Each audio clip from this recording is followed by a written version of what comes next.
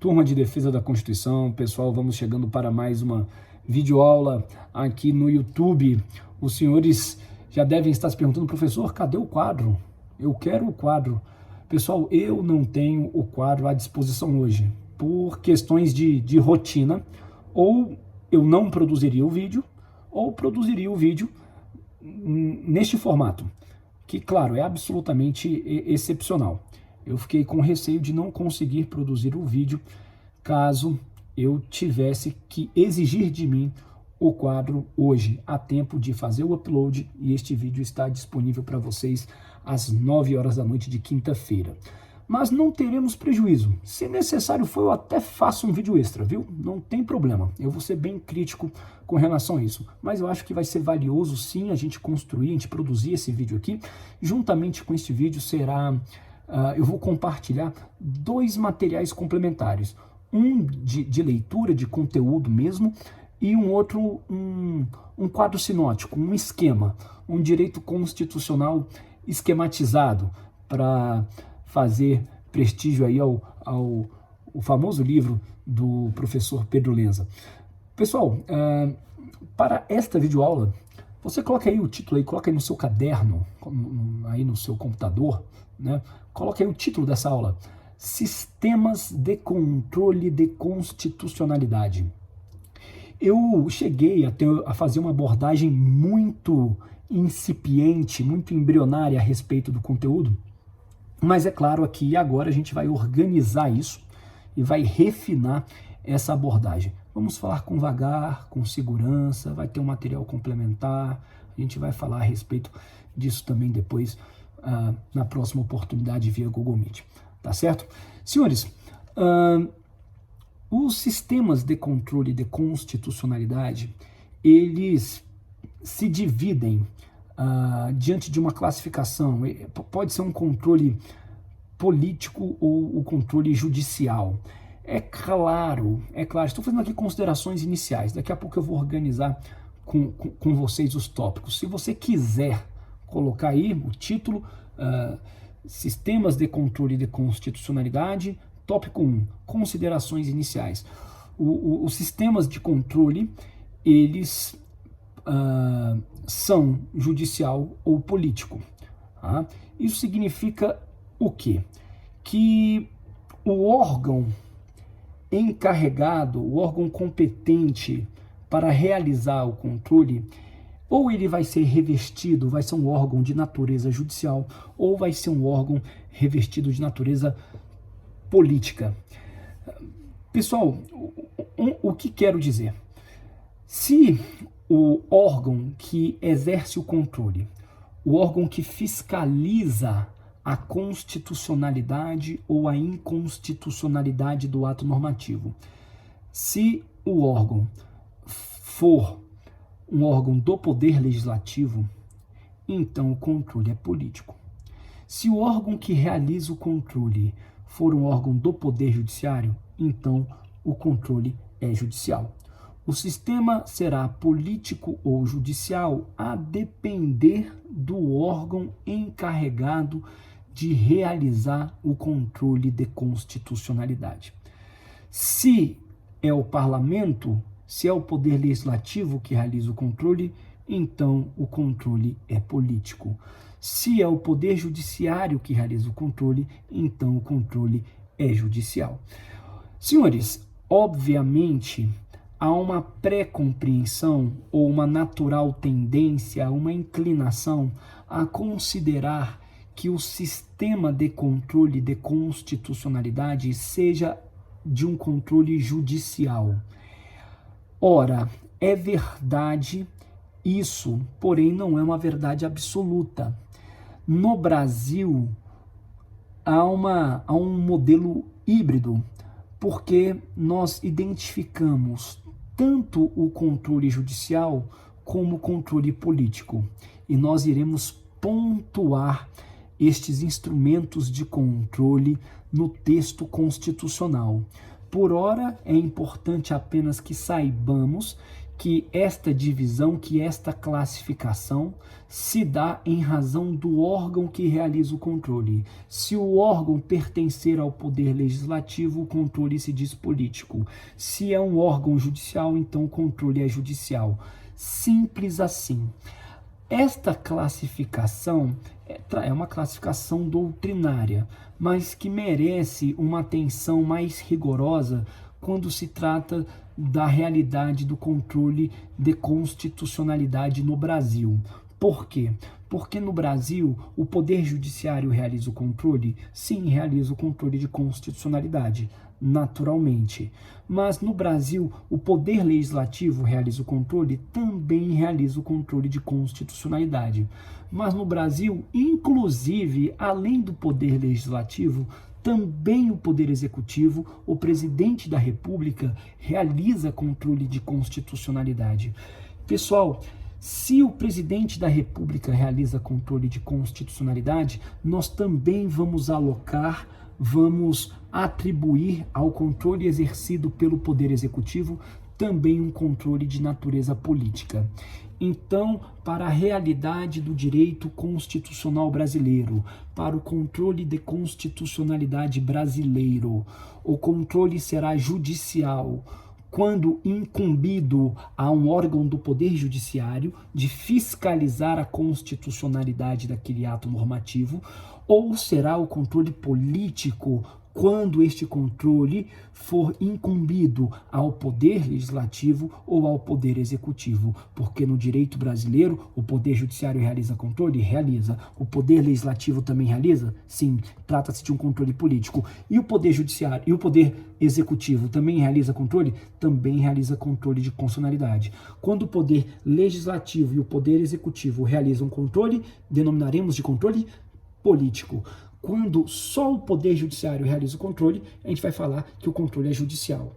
No Brasil, nós temos os dois sistemas. Nós temos o sistema judicial e também temos o sistema político. Então, no Brasil, nós enxergamos o Poder Judiciário realizando controle, o Poder Legislativo realizando controle e o Poder Executivo realizando controle. Quando o Poder Legislativo e o Poder Executivo realizam controle, chamamos de controle político. Quando é o Poder Judiciário que realiza o controle, chamamos de sistema judicial. Simples assim. Pessoal, é claro que a primazia, a preponderância é do controle judicial. Não obstante isso, nós vamos pensar da Constituição,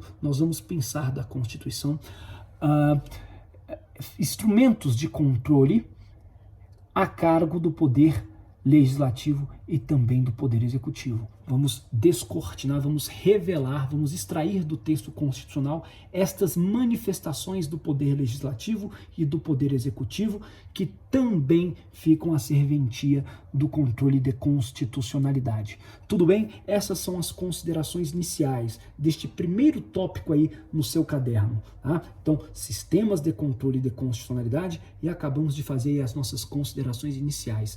Tópico 2, coloque aí controle político de constitucionalidade. Senhores, o controle político de constitucionalidade foi justificado segundo o referencial teórico da separação dos poderes com Montesquieu. Por quê? Se pensava que se constitui a lei, se a lei é um ato típico do Poder Legislativo, a lei é um ato típico do Poder Legislativo. Como que um outro poder poderia ter a prerrogativa de anular um ato típico do Poder Legislativo? Ora, seria uma interferência indevida de um poder no outro.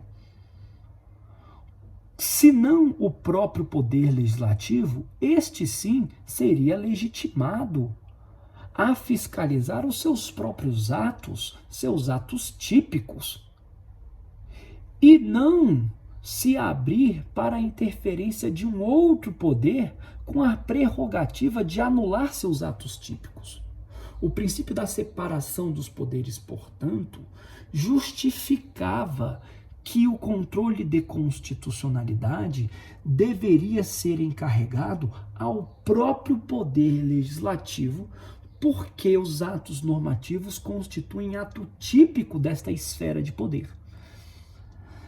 O mais curioso é que, pela mesma premissa, pelo mesmo referencial teórico, também se conseguiu justificar que o controle judicial de constitucionalidade se impusesse. Então você pode colocar aí também um terceiro tópico, que é o controle judicial. O controle judicial de constitucionalidade, ele foi justificado exatamente segundo a compreensão de que, acaso apenas o parlamento dispusesse de poder para fiscalizar seus atos típicos, em verdade estar-se-ia criando um superpoder. E é exatamente isso que o princípio da separação dos poderes não quer. O princípio da separação dos poderes proclama exatamente um sistema de freios e contrapesos. E para evitar a criação de um superpoder, nada mais natural que outros poderes, que não o próprio poder legislativo, pudessem adentrar na fiscalização da constitucionalidade dos atos normativos. Então, com essa inteligência, se conseguiu justificar que o controle de constitucionalidade devesse ficar encarregado a um poder cujos órgãos fossem blindados politicamente, pelo menos na teoria. Então, o poder judiciário, composto por juízes que ingressam na carreira, a rigor, por concurso público, é claro que a gente vai ter uma discussão mais sofisticada quando se pensar na composição e nos métodos de escolha das cortes constitucionais. Não obstante isso, a verdade é que o Poder Judiciário seria um órgão que estaria insensível às intervenções políticas. Já o Parlamento é um órgão de natureza política por excelência. E esta abertura política poderia prejudicar o juízo crítico da ordem jurídica constitucional a respeito da constitucionalidade dos atos normativos. Então, segundo o princípio da separação dos poderes, que proclama o sistema de freios e contrapesos, o Poder Judiciário deveria ser o poder encarregado de exercer a fiscalização da constitucionalidade das leis. Tudo bem? Senhores, apenas algumas referências teóricas que você pode acrescentar aí no tópico 2, sistema político, e que você pode acrescentar aí no tópico 3, sistema judicial. Lá no sistema político, a grande referência histórica que nós temos a respeito do controle político de constitucionalidade é a Constituição da França de 1958. A Constituição francesa, essa Constituição de 1958 é a Constituição que instituiu a Quinta República Francesa. Senhores, a Constituição da Quinta República Francesa instituiu o Conselho Constitucional Francês, que era um conselho à parte do Poder Judiciário. Um conselho à parte do Poder Judiciário, ligado ao Parlamento, e, portanto, em razão do qual se incumbiu este conselho de realizar o controle de constitucionalidade das leis. Tudo bem? Em relação ao sistema judicial, o sistema judicial foi defendido no célebre julgamento Madison versus Marbury, em 1803. A gente vai falar ainda bastante sobre este julgamento, porque foi por este julgamento também que se iniciou o controle difuso de constitucionalidade. Então, o sistema judicial ele foi defendido pelo juiz John Marshall em 1803. e 3, no julgamento Madison versus Marbury. Então, o sistema judicial ele deita raízes no direito norte-americano, enquanto a principal referência do controle político de constitucionalidade a gente vai atrelar ao direito francês. Tudo bem, pessoal? Beleza? Até aqui. Senhores, vamos avançar agora aqui com o que importa para a nossa aula. Vamos colocar um tópico 4 agora, e vamos colocar assim, formas de controle de constitucionalidade. Pessoal, quando nós falamos de formas de controle de constitucionalidade, a gente logo vai, não se trata de um novo título, não é isso, tópico 4, coloca aí formas de controle, vai ficar didático assim. Então, nós temos o tópico 1, considerações iniciais, tópico 2, sistema judicial, tópico 3, sistema político, aliás, tópico 2, sistema político, tópico 3, sistema judicial, e agora, tópico 4, coloca formas de controle.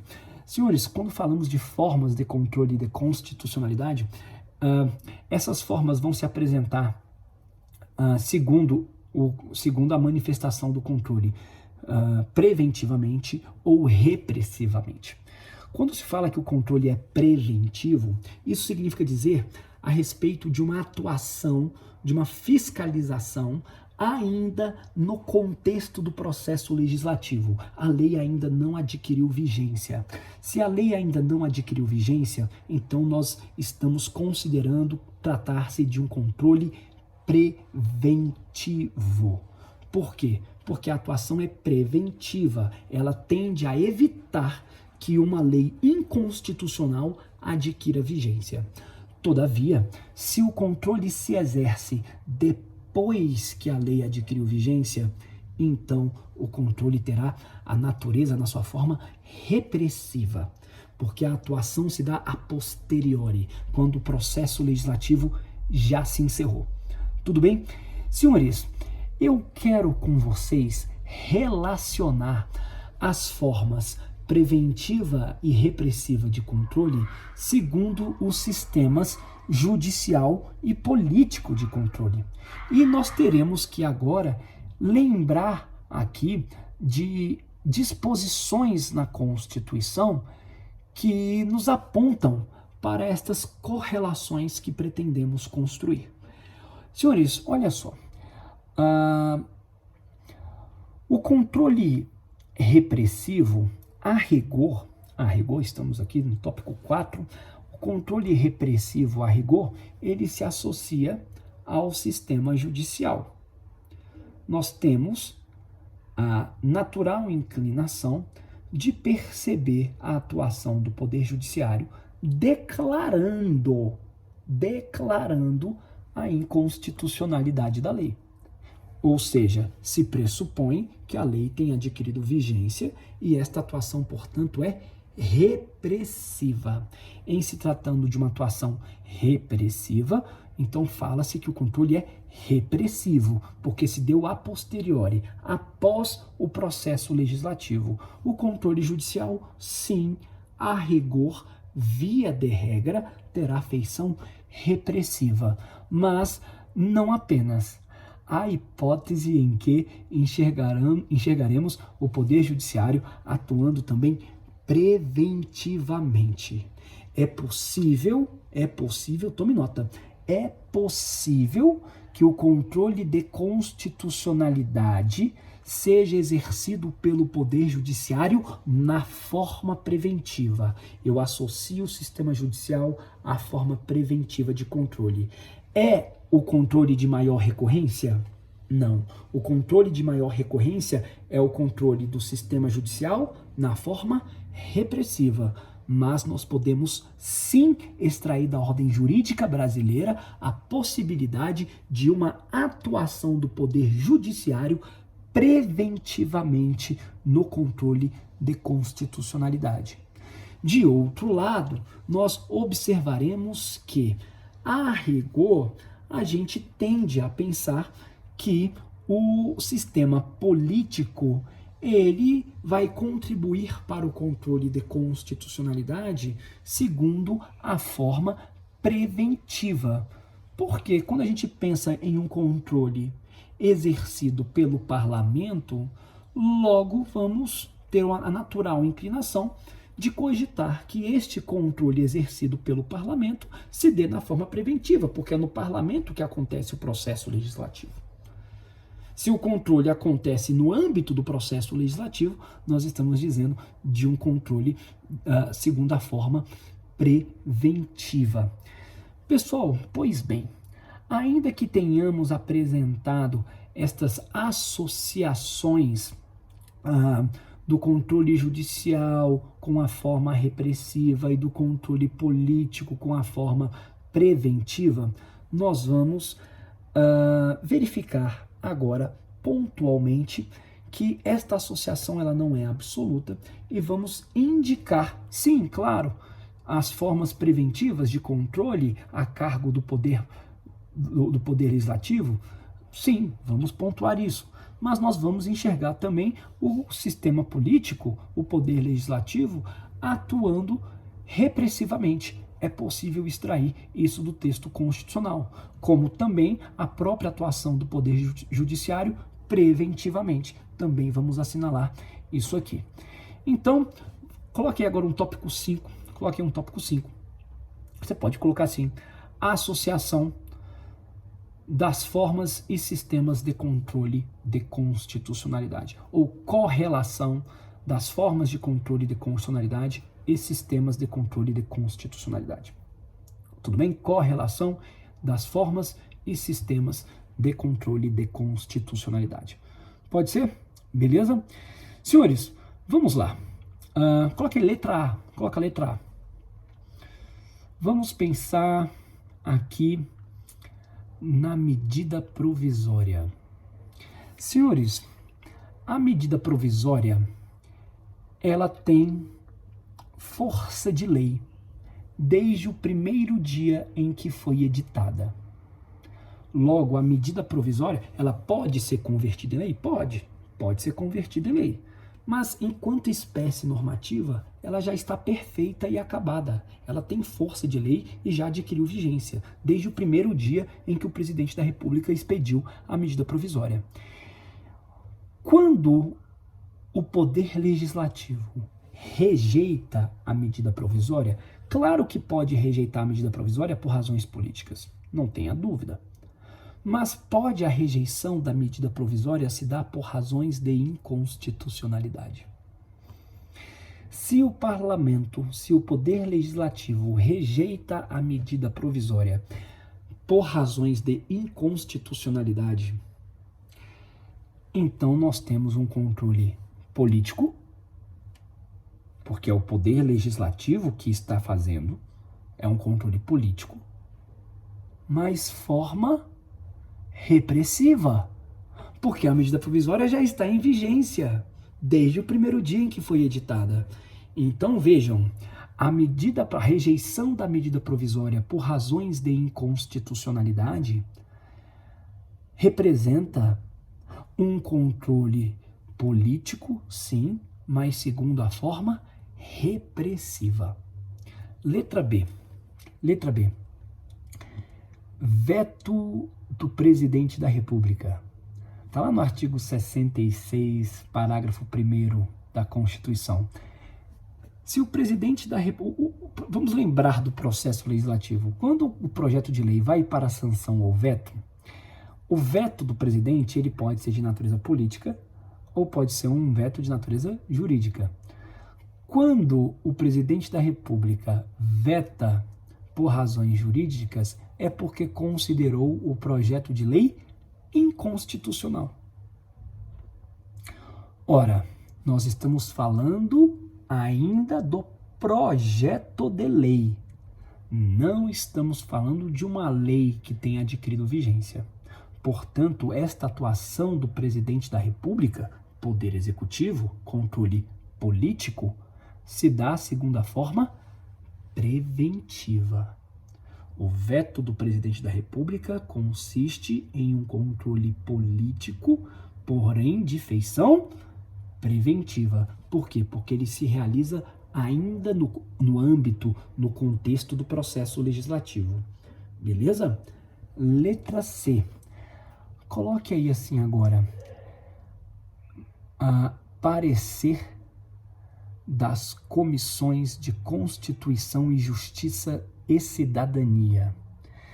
Senhores, as comissões de Constituição e Justiça e Cidadania é uma comissão obrigatória no âmbito do processo legislativo, tanto na Câmara como no Senado.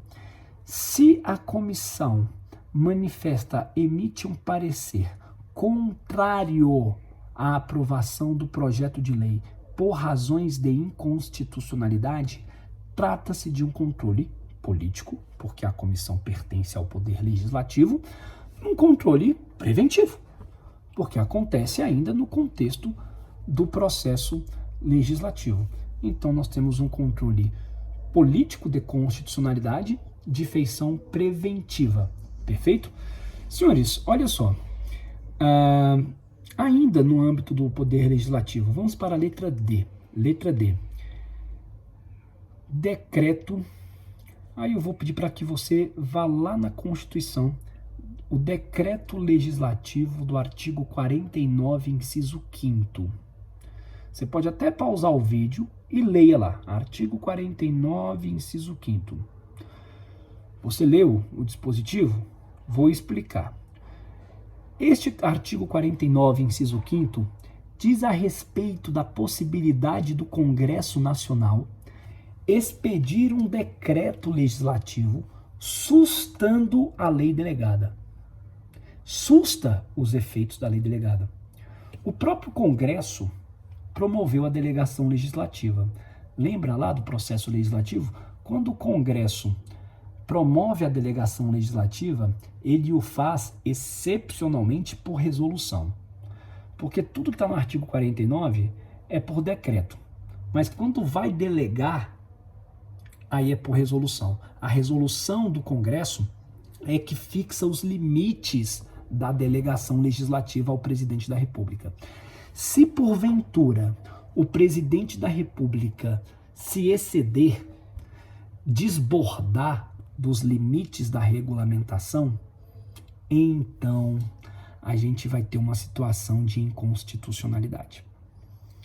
Ora, o presidente da República deve se ater, deve ficar limitado exatamente aos limites da delegação. Se o presidente da República extrapola os limites da delegação legislativa, então isso significa dizer que houve ali uma inconstitucionalidade naquela lei.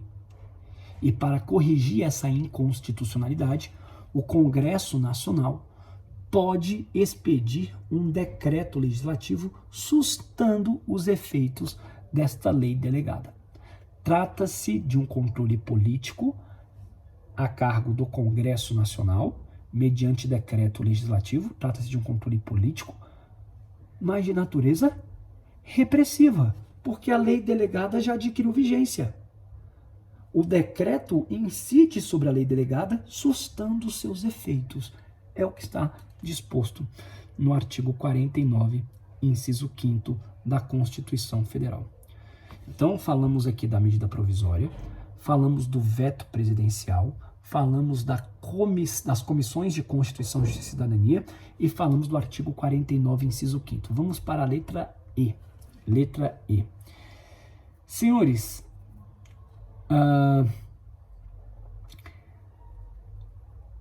imagine, vamos falar aqui, letra E, da proposta de emenda à Constituição que viole cláusulas pétreas. Nós sabemos que a reforma, a alteração do texto constitucional tem que respeitar as cláusulas pétreas. A Constituição diz, lá no artigo 60, parágrafo 4º, dá uma olhada no artigo 60, parágrafo 4º, por favor. O artigo 60, parágrafo 4º, dispõe a respeito da vedação de uma proposta de emenda à Constituição tendente a abolir cláusula pétrea. A mera proposta, está lá escrito, não será admitida, está escrito assim, não será admitida proposta de emenda à Constituição tendente a abolir. E aí vem as cláusulas pétreas. O que eu quero considerar? Eu quero considerar que a Constituição não tolera sequer a proposta. Sequer a proposta. Não pode nem tramitar uma coisa dessa. Nem a proposta a Constituição admite. Dessa sorte, acaso tramite uma PEC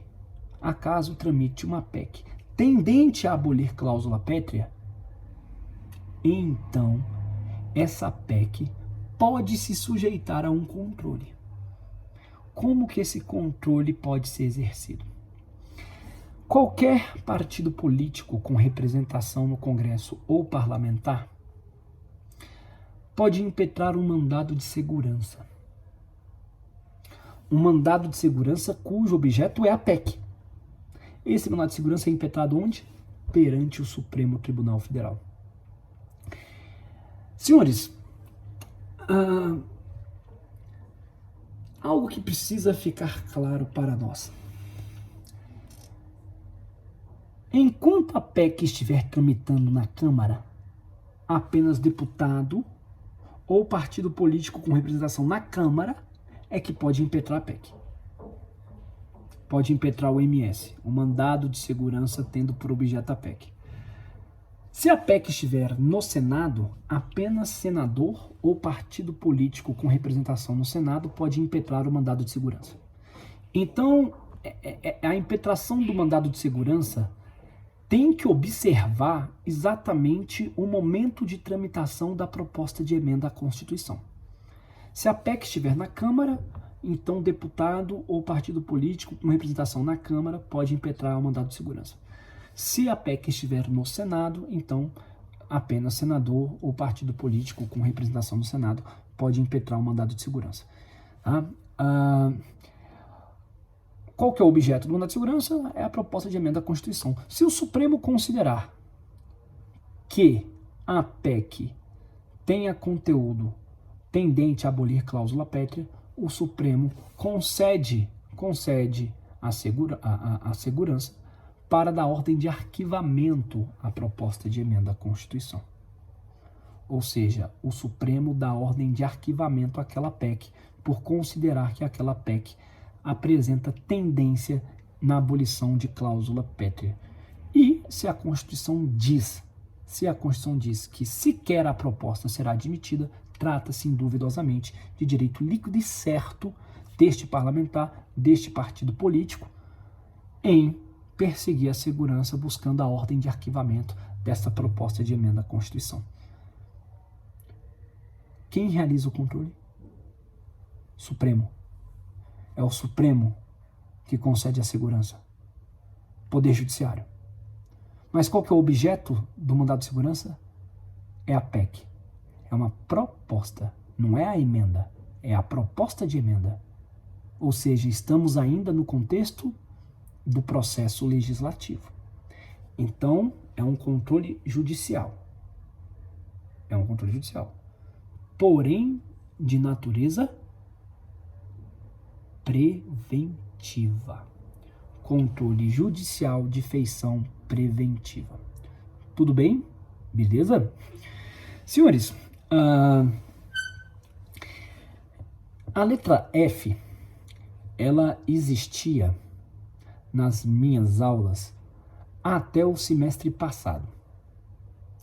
E aí, 1 ou 2 semanas depois da minha aula no semestre passado, houve um julgamento no Supremo Tribunal Federal que derrubou a súmula 347 do STF. Então, a título de observação, até porque eu acho que provas daqui para frente devem explorar isso,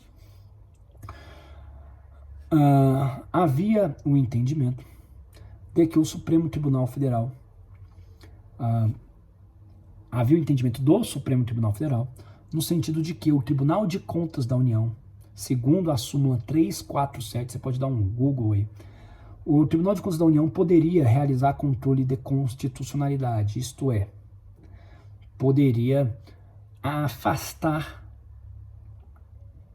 a lei considerada inconstitucional pelo tribunal nos casos confiados ao seu julgamento. Então, nas matérias de competência do Tribunal de Contas da União, nos julgamentos ocorridos no âmbito do Tribunal de Contas da União, se o TCU entendesse que uma lei era inconstitucional, o TCU afastava a lei, deixava de aplicar.